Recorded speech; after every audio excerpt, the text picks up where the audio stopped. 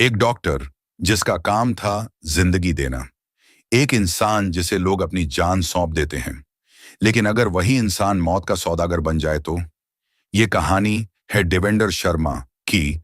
एक ऐसा नाम जो शायद आपने पहले ना सुना हो, लेकिन जिसकी कहानी इतनी खौफनाक है कि सुनने के बाद आप हैरान रह जाओगे। 1958 में उत्तर प्रदेश के अलीगढ़ में जन्मे देवेंद्र शर्मा एक आम परिवार से बिलोंग करते थे।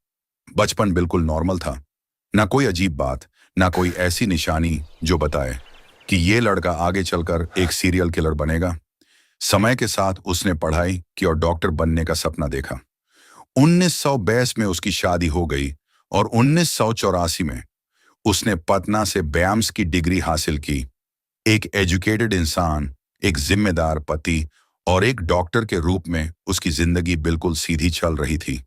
इसके बाद वो राजस्थान के बंदीकुई में शिफ्ट हुआ और वहां जानाता क्लिनिक के नाम से अपना क्लिनिक शुरू किया। लोग उस पर भरोसा करते थे।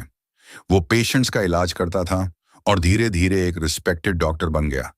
जिंदगी में स्टेबिलिटी थी, रिस्पेक्ट था और सब कुछ सही डायरेक्शन में जा रहा था। लेकिन 1994 में एक ऐसा फैसला लिया गया जिसने सब कुछ बदल दिया। देवेंद्र शर्मा ने अपनी पूरी जमा पूंजी लगभग 11 लाख रुपए एक गैस डीलरशिप स्कीम में इन्वेस्ट कर दिए। ये उसका सपना था, अपना बिजनेस बढ़ाना और ज्यादा पैसा कमाना।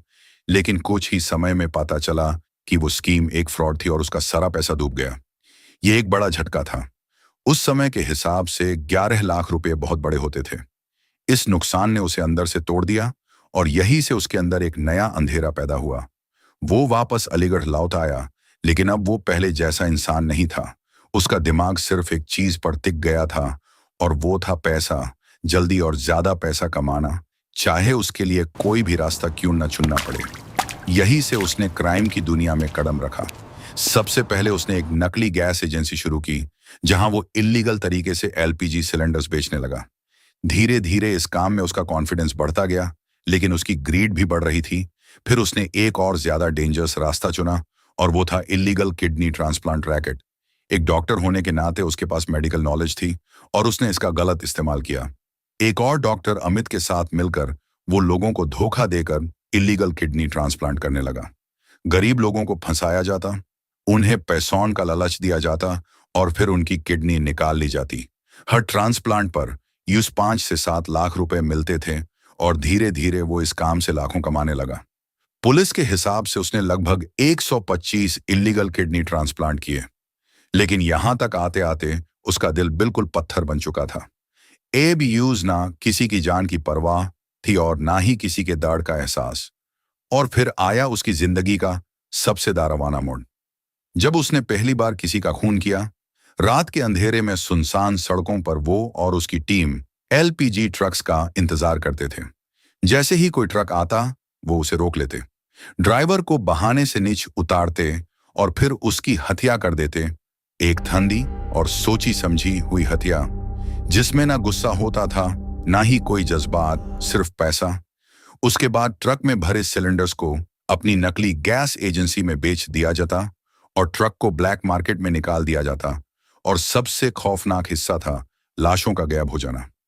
देवेंद्र ने इसके लिए कसगांज के पास हजारा कनाल को चुना, जहां मगरमच्छ रहते थे। वो लाश को उस कनाल में फेंक देता और कुछ ही देर में सबूत हमेशा के लिए खत्म हो जाता। ना लाश मिलती, ना कोई एविडेंस, जैसे वो इंसान कभी जिंदा था ही नहीं। धीरे धीरे मर्डर उसके लिए एक आदत बन गया, एक रूटीन, एक बिजनेस जिसमें इंसान सिर्फ एक ऑब्जेक्ट बन चुका था। लेकिन जब एलपीजी ट्रक्स के गायब होने की खबरें बढ़ने लगीं, तो पुलिस का ध्यान इस तरफ गया और देवेंद्र को समझ आ गया कि अब ये तरीका ज्यादा सेफ नहीं है।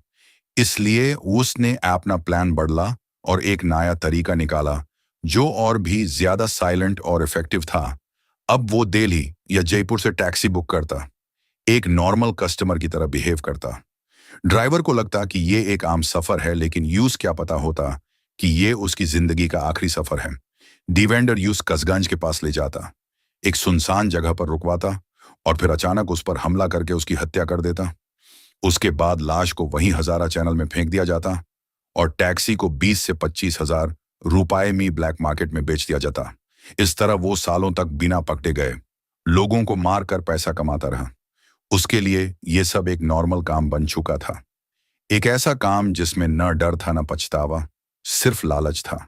2004 में जब पुलिस ने गुड़गांव से उसे गिरफ्तार किया तो किसी को अंदाजा नहीं था कि वो कितना बड़ा क्रिमिनल है। लेकिन जब इंटरोगेशन शुरू हुआ तो जो सच सामने आया उसने सबको हिला दिया। देवेंद्र शर्मा ने खुद कबूल किया कि 1994 से 2004 के बीच वो 125 इलीगल किडनी ट्रांसप्लांट और 50 से ज्यादा हत्या कर चुका है। और यूज एग्जैक्ट गिनती याद भी नहीं है क्योंकि वो अपने जुर्मों की गिनती भूल चुका है। इसी वजह से मीडिया ने यूज नाम दिया।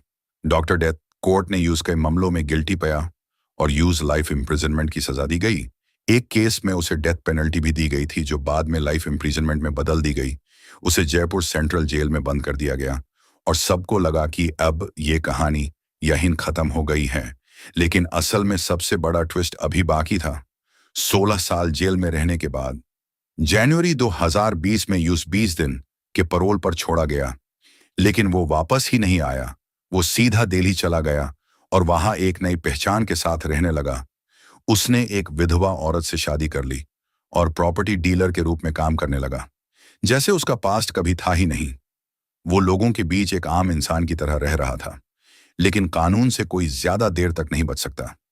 लगभग 7 महीने तक पुलिस उसे ढूंढती रही और आखिरकार जुलाई 2020 में उसे दिल्ली से दोबारा गिरफ्तार कर लिया गया। एक बार फिर डॉक्टर डेथ पुलिस के हाथ में था, एक ऐसा डॉक्टर जो लोगों को जिंदगी देने के लिए बना था।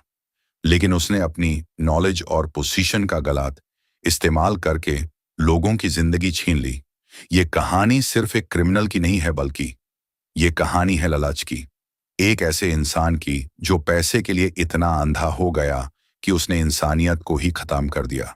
और शायद ये कहानी हमें ये सोचने पर मजबूर करती है कि क्या हर इंसान के अंदर एक अंधेरा छुपा होता है जो सही मौका मिलने पर बाहर आ सकता है, और अगर ऐसा है तो वो अंधेरा कितना खतरनाक हो सकता है। ये देवेंद्र शर्मा की कहानी हमें दिखाती है।